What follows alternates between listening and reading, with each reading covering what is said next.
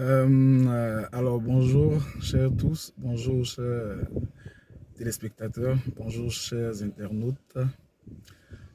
Merci à Valérie Douaoudé pour l'opportunité qu'elle me donne pour pouvoir m'exprimer sur les différentes thématiques qu'elle m'a envoyées. Alors, je suis Narcisse Kouassi à l'état civil. Et pour les besoins de la profession, je me fais appeler Narcisse K. Voilà, Narcisse K, il a été journaliste à Guiche, c'est là-bas que j'ai fait mes armes. Je suis d'abord titulaire d'un BTS en communication, ensuite on a fait un Master 2 et tout ça. Alors ça m'a permis d'être rédacteur en chef de Go Magazine, Allo Police également, après avoir été journaliste à Guiche, je le disais tantôt. Et puis voilà, on a traîné nos bosses dans pas mal de choses, on a organisé les premières et deuxièmes éditions des Biches d'Or, on a, on a organisé le salon du couple et du développement social, tout ça quand j'étais encore à Biche, Biche Édition et Go Média. Voilà. Il faut dire que depuis fin 2017, j'ai démissionné, voilà, pour me consacrer à mes activités, c'est-à-dire l'organisation de spectacles, manager certains artistes, travailler avec l'ensemble des humoristes que vous connaissez. Et puis j'ai été rappelé en fin 2019, voilà, pour occuper le poste de directeur des programmes au niveau de la radio du Biche. C'est une web radio, Biche FM. Voilà, je l'ai fait pendant 1 an et après je suis parti. Aujourd'hui, j'ai été le manager de Eunice Ginon, ça vous le savez. Aujourd'hui, je manage Vital et en même temps, je suis sur plusieurs fronts. Je suis le PCO du carnaval de Trècheville. Je suis le PCO également du prochain concert de Afro Keita qui aura lieu le jour de la fête de Tabaski. Je suis également le PCO de 30 ans de carrière de Tina Glamour. Voilà. En ce moment même, je suis à NCI. Voilà, pour caler certains trucs et tout ça. Alors, ça, c'était le petit Atalakou. Maintenant, pour revenir à la première thématique, on me demandait de m'exprimer sur la diversité culturelle. C'est bien ça? Non. On me demandait de m'exprimer sur la culture médiatique. Alors, moi, je suis un enfant de la presse conventionnelle. Voilà, j'ai fait, comme je vous ai dit tout à l'heure, j'ai été dans la presse imprimée. Biche, Go Magazine, Allo Police. On a fait même le Côte d'Ivoirien. Et à côté de ça, j'ai été pigiste dans pas mal de supports, notamment Baby One, non, Baby Mode, voilà, notamment Baby Mode. Et puis, il y avait pas mal de choses comme ça. Il y avait même un journal gratuit, voilà, j'intervenais là-bas et tout ça. Pour ma part, hein, aujourd'hui, comme j'ai dit, on est les enfants de la presse imprimée. Et les réseaux sociaux sont arrivés avec tout ce que ça comporte. Aujourd'hui, je peux me proclamer e-journaliste également, parce que web journaliste si vous voulez, parce que en son temps aussi, on avait nos sites internet, euh, euh, biche.com et puis gomagazine.ci. J'étais également, comment on dit ça, j'ai animé également ces différents sites-là. Après, ça a évolué. Aujourd'hui, on est dans les schémas d'Instagram, on est dans Twitter et tout ça, et on s'est adapté. Pour moi, la culture médiatique, c'est tout ça. J'ai fait un peu de télé aussi, un peu de radio, voilà. Donc, on essaie de s'adapter au fur et à mesure. Et donc, aujourd'hui, c'est clair qu'on n'est même pas au bout de nos surprises en ce qui concerne le secteur médiatique. Il y a des choses qui vont arriver, il y a pas mal de choses qui vont encore débouler et on est obligé de s'adapter. C'est comme un mécanicien qui réparait les véhicules, on va dire, des années 80. Et aujourd'hui, on parle de véhicules hybrides, on parle de pas mal de choses, de véhicules connectés et tout ça. Il doit mettre à jour ces différents logiciels s'il ne veut pas être dépassé. Donc, pour moi, il faut avoir un pied dans tout ça. Voilà, il faut avoir une vue à 360 degrés sur tout ce qui est média, parce que ça va de pair. Aujourd'hui, quand tu crées ton journal physique, tu es obligé de créer la page Facebook, tu es obligé de créer le site internet et tout ce qui va avec. Donc, on n'a pas le choix, on est obligé de s'ouvrir à tous ces médias-là qui arrivent et qui ne finissent pas d'arriver. Voilà, c'est un peu ça. Alors, la seconde thématique, c'est comment, voilà, aujourd'hui, là, comment faire pour être un bon journaliste, comment on devient un bon journaliste. Moi, je dis que tout passe par la formation. C'est pas de la magie, c'est la formation. La formation, aujourd'hui, C'est vrai, on a l'impression que tout est facile. Mais il faut avoir une base. Il faut que les journalistes que nous sommes, le journalisme que nous exerçons, il faut que nous soyons cultivés. Il faut que nous ayons une base. Une base, c'est-à-dire la formation. Aujourd'hui, quand tu prends un journal comme un journal imprimé, il y a tout un rituel en griffe hein, qui va avec. Ils vont te parler d'éditorial, ils vont te parler d'encadré, ils vont te parler de filet, d'enquête, de reportage, d'interview, pas mal de choses. Voilà. Il faut que tu saches, il faut qu'on sache tout ce que ça veut dire. Il faut aller à l'école du journaliste. Il faut sortir moi avec un diplôme en journaliste pour pouvoir exercer. C'est pas parce qu'on sait construire des phrases que tout de suite on se dit journaliste. Parce que dedans, il y a ce qu'on appelle l'éthique, il y a la déontologie. Ce n'est pas tous les faits qu'on relate. Ce n'est pas toutes les informations qui sont bonnes à donner. Et même si, pas extraordinaire ou par rapport à la ligne éditoriale de ton support, tu es obligé de donner, mais il faut donner avec la manière. Il faut savoir écrire pour ne pas heurter les gens. Parce qu'une phrase qu'on écrit sur quelqu'un peut l'encenser ou détruire la personne. C'est comme ça que ça fonctionne.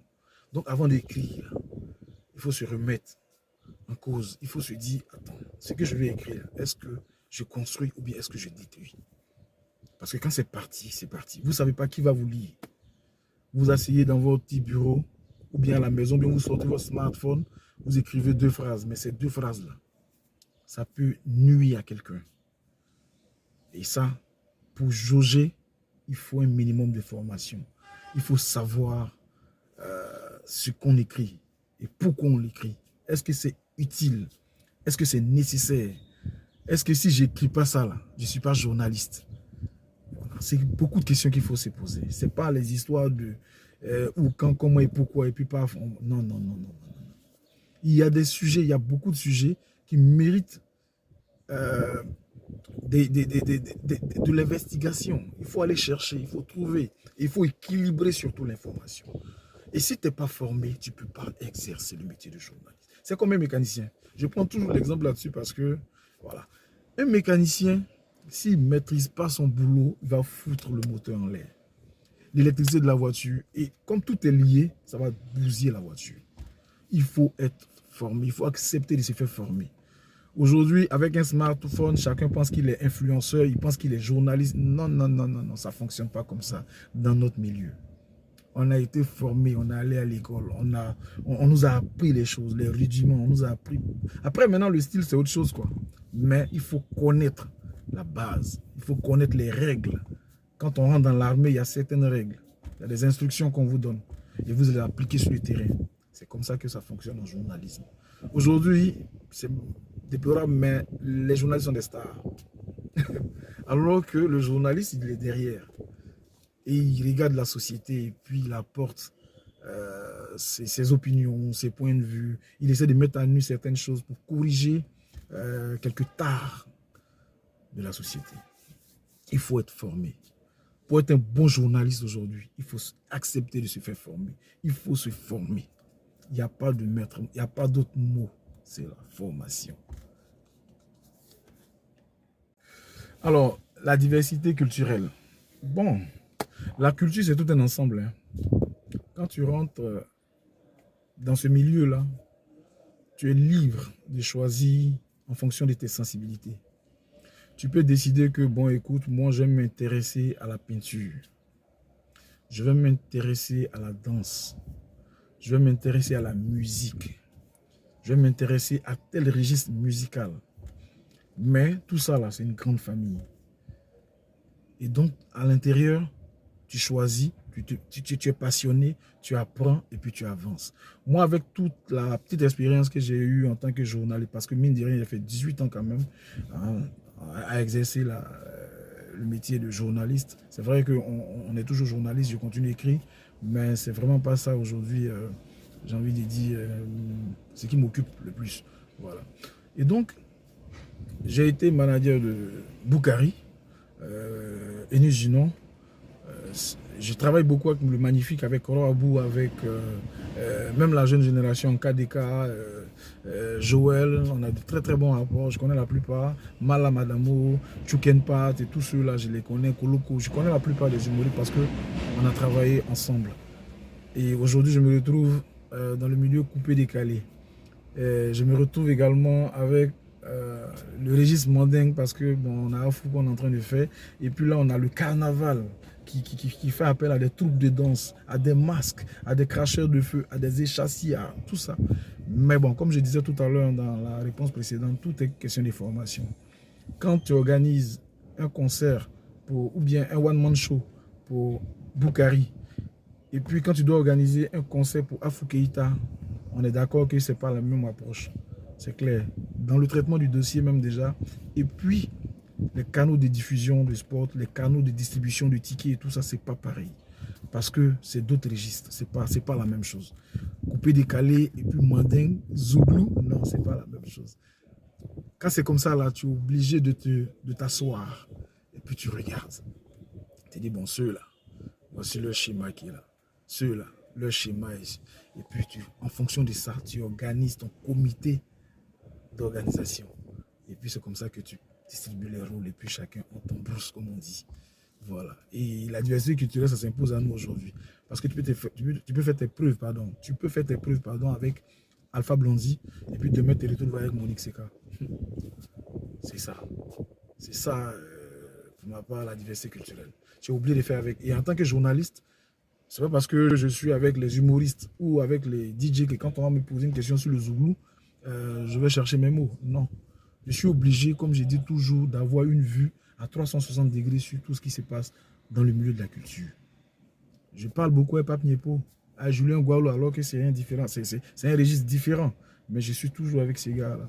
Je rencontre aujourd'hui beaucoup de personnes qui ne sont pas forcément des humoristes, qui ne sont pas forcément des artistes chanteurs, mais on parle et puis on arrive à s'entendre parce que simplement, il y a une base qui est là. J'ai pu établir une base au fil des années, ce qui me permet de parler avec les gens aujourd'hui et sans être, j'ai envie de dire, sans être dérouté ou dépaysé.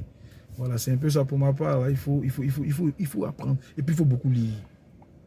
Il faut lire les reportages sur les groupes musicaux qui sont passés, Kassav et tout ça. Il faut s'instruire. C'est tout. C'est tout. Il n'y a pas de recette miracle. C'est comme ça. Ça fait qu'aujourd'hui, je suis à l'aise dans tous les registres. Aujourd'hui, on est en train d'organiser le 30 ans de Tina Glamour. Mais quand on m'a annoncé ça, j'ai dû aller faire mes recherches sur la personne. J'ai fait son dossier de presse, elle a lu, elle a dit waouh, le gars il me connaît. Ben, c'est la formation, rien d'autre. Le maître mot là, c'est la formation. En tout cas, merci beaucoup à toi Valérie. Merci pour l'occasion que tu me donnes de m'exprimer. Voilà.